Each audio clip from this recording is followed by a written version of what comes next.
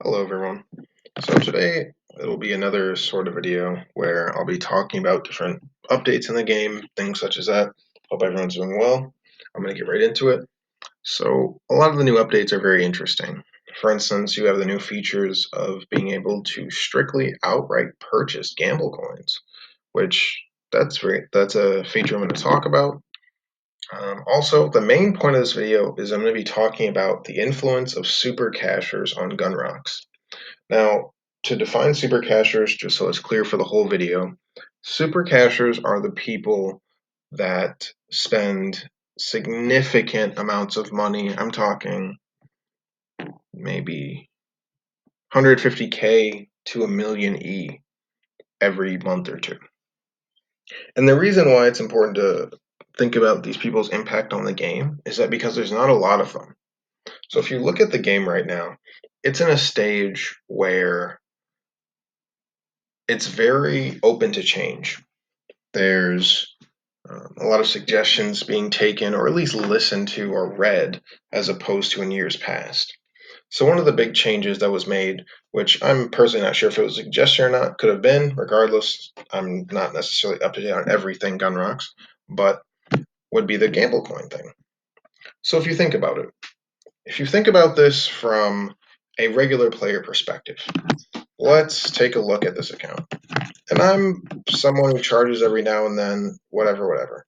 I only have 50 slots on this account, and on my highest account, I maybe have 120.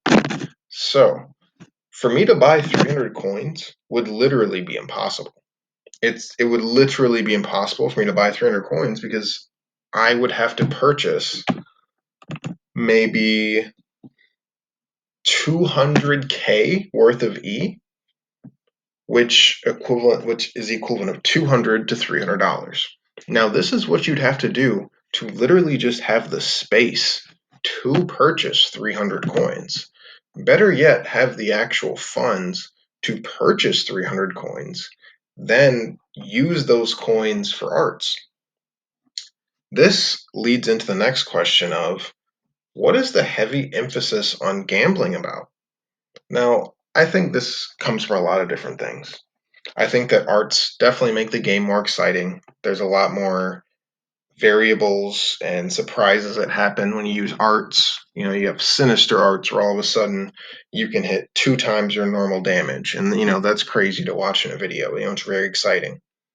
But for a game like GUNROX, personally, after, I don't know, 8 to 10 years of play, arts, while they do make the game more exciting, to the average player who is just playing one-on-ones, maybe some megas, arts are not vital to their fun in the game.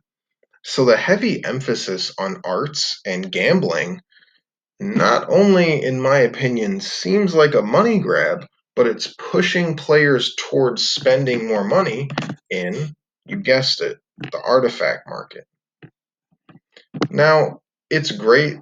I believe that the artifact market is a great way to exchange E and arts through players in a safe way where you don't get ripped off, things like that. Sorry, had to check these, see if there's anything good. Just had to check. But the artifact market shouldn't have to be a critical part of the game to the point where you either need it to purchase arts in order to be competitive in the game, or where you need to sell arts in order to keep E in the game. Yes, I believe that a lot of the updates are great. I think it's great that you get money waiting for random. But if you played the game back when it was at its peak time, it would take you hours and maybe 10 games to get that 100 E from random. Because when the game was actually active, you would get a random quickly and you wouldn't get a whole lot of E from waiting in random, which is fine. I'm not complaining about that. I'm just saying increasing the amount of E you get per random, while it is a great change, I'm not knocking that change. Hopefully, with the goal of the game getting to be a state where there is a lot of players, maybe 150 to 300 active all the time, you would get a game so quickly that that wouldn't really matter anymore. But it is important that now you can earn E from random and different things like that. But I'm going to stay focused on SuperCashers. So again, the focus of the game switching to arts and gambling is something I think it's important to notice when we enter this next stage of GUNROX, where we go into a lot of updates and seeing what happens from there. Because again, from a simple financial standpoint, offering 300 gamble coins, that's only useful if you already have the arts to gamble. So you go and you purchase 250, 300K worth of E of spaces for the 300K, right? Then after you do that, you already have to go and spend another 15K. So that's nothing compared to the 300K you spent already just for the space. So you spent about 315K so far. Then you actually have to have arts that are worthy of using your gamble coins, which means you may have to go and purchase a lot of arts that are maybe, like this, where it's 3,000. Then you gamble them up or something like that. So it's just very interesting to keep note of. I believe that GUNROX, while it is totally free to play, and free to play games need microtransactions just so that they can stay on servers and things like that, having a large shift to pay to win is only going to attract a certain type of crowd. And I just, I would like to see GUNROX not become like every other pay to win game where once it becomes, or once it reaches a certain threshold, it's literally either you shell out money on your credit card or you may as well not play. That's all I got to say. Let me know what you think in the comments. Let me know if you think I was talking crazy. Let me know if you love the new updates, if you hate them. I'm just trying to get feedback because I have really mixed feelings about them.